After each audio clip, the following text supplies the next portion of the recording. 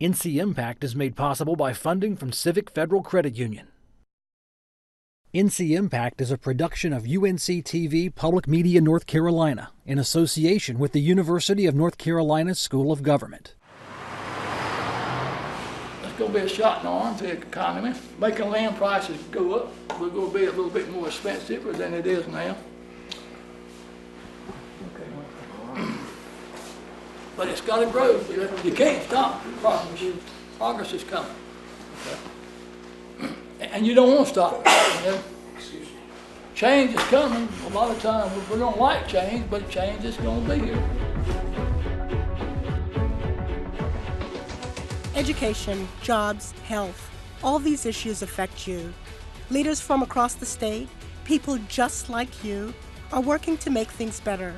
The question is, could you do this in your community as well? I'm Anita Brown-Graham. This is ncIMPACT.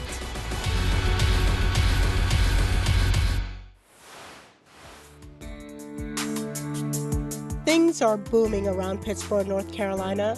Buildings are going up everywhere, and that means the need for skilled workers is growing too. The community has turned to women to help fill their need for workers in construction. Let's look at the impact of how women are playing a role in the construction of a massive Pittsburgh development called Chatham Park.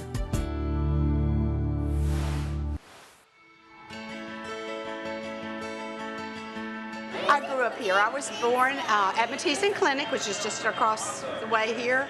I lived in the Hanks Chapel community. Do you want another one? I think he's just going to have his candy. When I go home now, there's no longer a 2-lane road going towards home. There's a 4-lane. I've been hearing about this growth for 30 years. We're finally getting here. Just to make it feel better. Got that right. There is so much excitement happening around Chatham Park.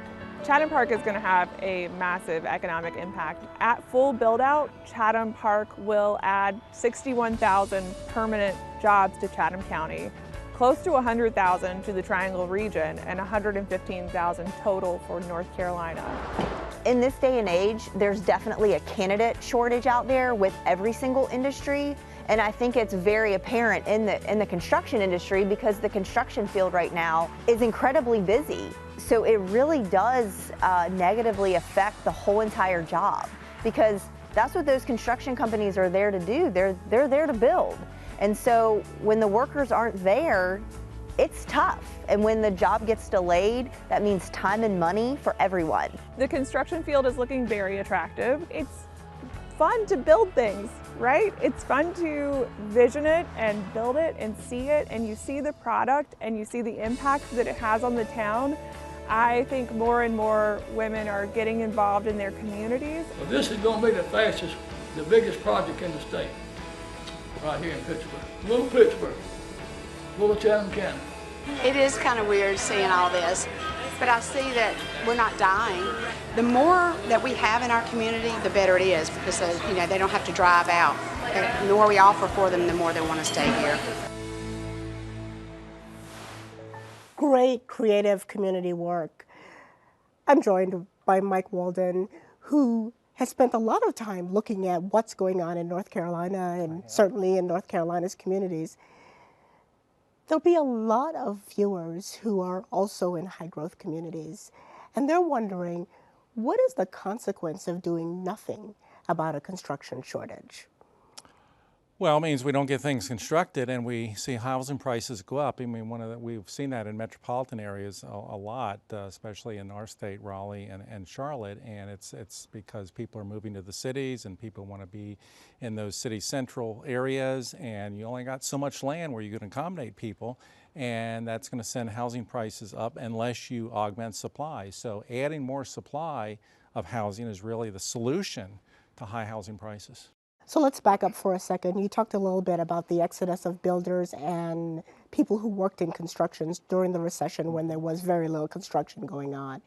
But I think what I hear you saying is for those people who want to return, the skills necessary to get back into the trade may well be different given how much automation there is. It's very interesting you bring this up because McKinsey, which is a big economics and management consulting firm, probably one of the biggest in the world, they did an analysis a couple of years ago of the construction industry and decided that it has been the least productive of all the major industries. They've really not changed how they build things. I think there is a great opportunity for young people coming out of college, males, females. They see an opportunity there for construction, perhaps doing it in a different way, getting a competitive edge, being able to produce more with less, and therefore help the market and help themselves. One of the ways construction companies are trying to meet their labor demand is by trying to recruit more women into the field. What are your thoughts about that? I think that's great. I think that probably one of the reasons why we've not seen that more in construction is I think there's still this latent viewpoint among many that, well, there are men's jobs and there are women's jobs. And of course that has changed dramatically for the good. We have now more women in a lot of professions than we have men, but I think construction, because it is physically it's a physical type job, many people think, well, women can't do that. Well, they can. And especially if construction changes and you marry those workers with technology to do some of the real hard work, I think there are opportunities for women in construction, but I'm particularly excited about women coming in potentially as entrepreneurs and looking at how to do the construction in a different way. Very, very interesting. Mike, what have I not asked you that I should have asked you? Because people in North Carolina need to know. I think one thing that we're pretty sure of, North Carolina is going to continue to grow. We are one of the fastest growing states in the country. I estimate that we'll add about 3 million more people by mid-century. That could carry with it over 1 million jobs. The big question that I have and a lot of economists have is where those jobs are going to be. A lot of people look to us and think we can tell you exactly how many engineers we're going to need, how many lawyers we're going to need. And you can't? So we can't. Well, sorry, Nate, we can't.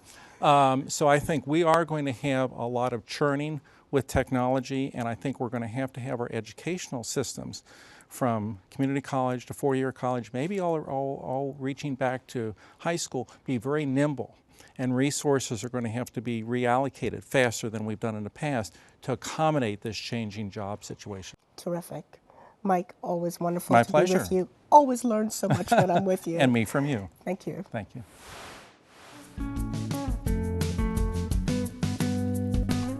Less than 10% of construction workers are women. But on the Pittsburgh campus of Central Carolina Community College, they're having great success in recruiting women into construction trade training programs. Let's look at the impact of that school's recruitment of women into this growing industry. So I actually started this program last year, but I've been doing construction for the past, I'll say like 4 or 5 years. I was always on like the random one or another one would be there, but it's just something that you barely see women in. I definitely think it kind of gives you some confidence not being the only woman in a class. It kind of makes you feel like, you know, even if you're not the strongest person out there, like it doesn't really matter because you're not alone in that. I'll get it up there first. Okay. It's been very important to me to open the doors and bring women into this equation. As a private general contractor, I always did what I could to have a woman on my crew. From day one, I've noticed that if the more diverse the crew is, the better the end results are. I heard something crack. We make this program as real world as possible. And one of the ways that we do that is 7 years ago, we got a grant from Duke to start what we call the Chatham Cottage, which is a small 500+ square foot home that we build in the parking lot. We build it over 3 semesters. Then at the end of the day, at the completion of those 3 semesters, we auction the cottage off and it replenishes our pot so we get to do it all over again. The hands-on experience gives you a chance to problem solve and kind of gives you just the real world experience of not everything's gonna be perfect like in the book. Okay, then walk that up the ladder. The more women that are working in this business, the more problems we're going to solve, the better construction techniques we're going to implement. It's going to serve not only those individual women, it's going to serve our communities. If you like building stuff, go build it. Don't hold yourself, you know. If you want to do this, go do this. You don't have to wait for nobody to say, yes, you can do it, no, you can't do that. You don't have to wait for that. jobs in construction. I'm joined by Andrew Berger-Gross, the other ABG, to talk a little bit about the labor market. Andrew, what's going on with the labor market in North Carolina? Thank you, Anita. Well, what we have in North Carolina right now is what economists call a tight labor market. And what I mean by a tight labor market is we have relatively few job applicants, job seekers, per job opening. And a tight labor market creates a situation that's advantageous for workers because they have less competition from other applicants for a given job. On the other side, though, it can create challenges for employers who are seeking to hire because they have a smaller labor pool to draw from. So let's talk about what this means for employers. What kinds of complaints are you hearing at the Department of Commerce? Sure. So at Commerce, every 2 years, we conduct a statewide survey of employers called the Employer Needs Survey. One thing that we're seeing in this year's survey is a big increase in the percentage of employers who are reporting problems hiring, from 39% in 2016 to 50% in 2018. And one of the top reasons they list is a lack of applicants. So for years, we've been hearing about the lack of skilled talent. Right now, we're at a part of our labor market where we're lacking warm bodies to fill the positions that these companies are trying to hire for. Andrew, we've been talking a little bit about tight labor markets and what that means for high growth industries. Sure. This conversation has focused on the construction industry and the effort of companies to recruit more women into the talent pipeline. Is this something you're seeing in other industry sectors? Well, yes. I mean, as I mentioned before, economy-wide, we are seeing a tight labor market. It doesn't matter what region of the state you go to. And in fact, most occupations have a tighter labor market now, not only than they did during the Great Recession, but tighter than it was before the Great Recession. So for all of these employers, it's the toughest hiring environment within recent memory. Now, this is true for construction. There are other in-demand fields, though, that also provide opportunities, particularly for those without a four-year degree. Unfortunately, except for healthcare, which is a very large and in-demand industry, all of the other in-demand, especially STEM-type industries, tend to be male-dominated. Whether you're talking about computer jobs in IT, whether you're talking about engineering and engineering technicians, these are male-dominated jobs with very, very small shares of female employment.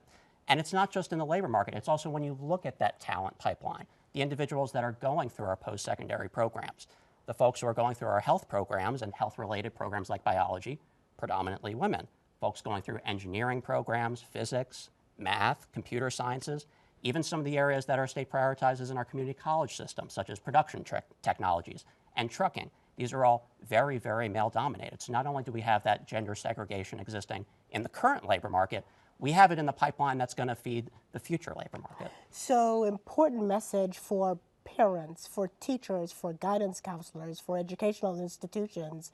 We have to make sure that we have some gender equity, particularly where we're looking at fast-growing occupations in fast-growing sectors, yes? Absolutely, and we certainly see equity, or perhaps even better, when looking overall at higher ed. As we know, women are the majority of those enrolling and graduating from our post-secondary programs. But what you major in can make a huge difference regarding what your wage earning potential and your career prospects will be after graduation. Absolutely. Thank you so very much. My pleasure, Anita. Thank you.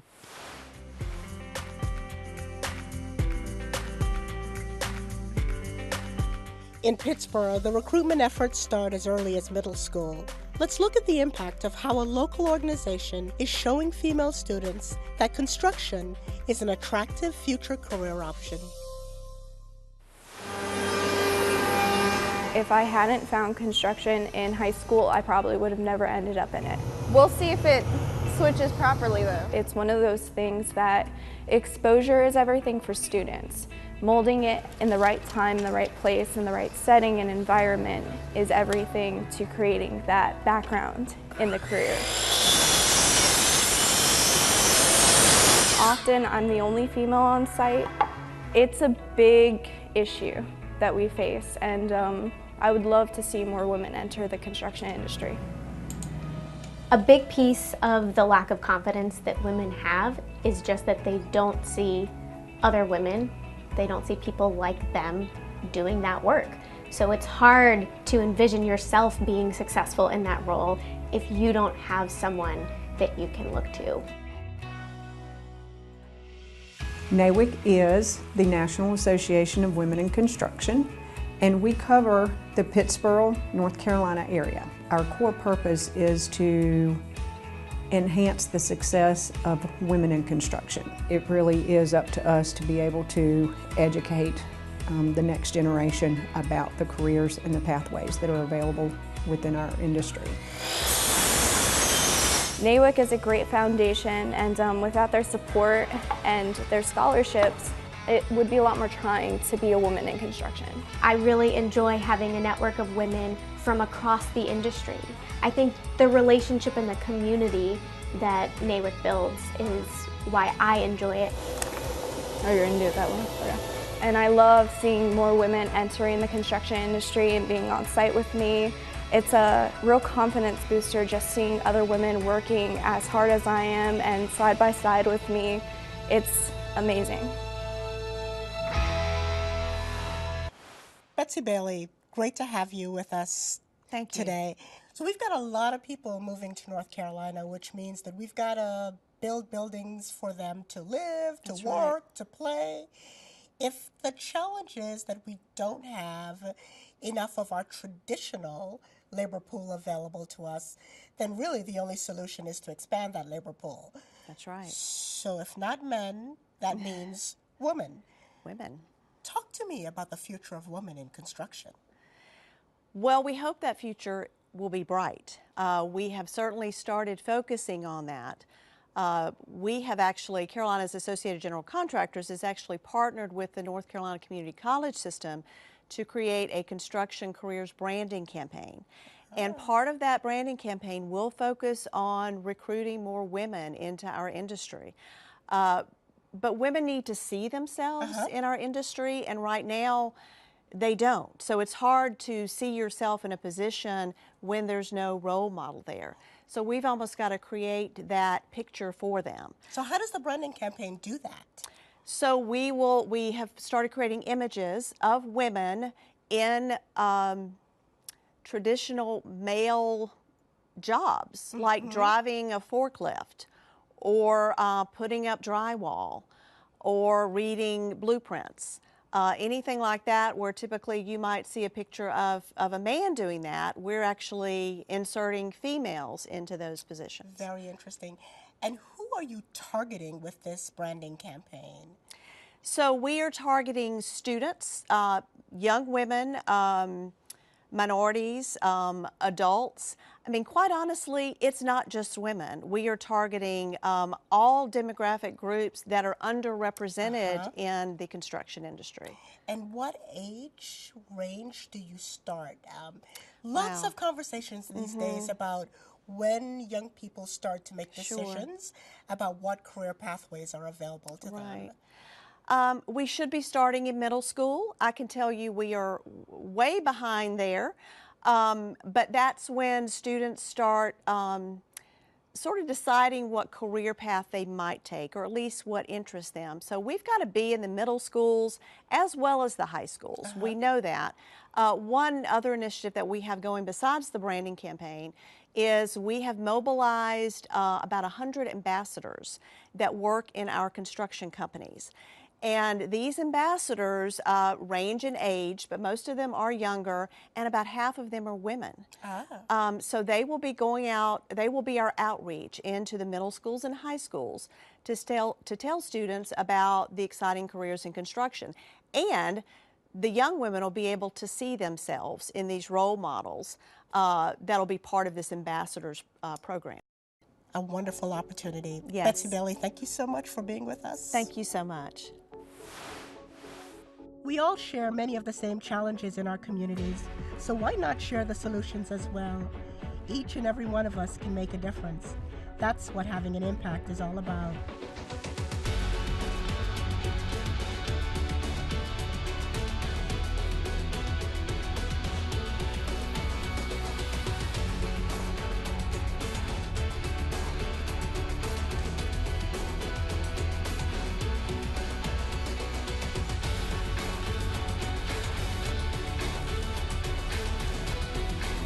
ncIMPACT is made possible by funding from Civic Federal Credit Union.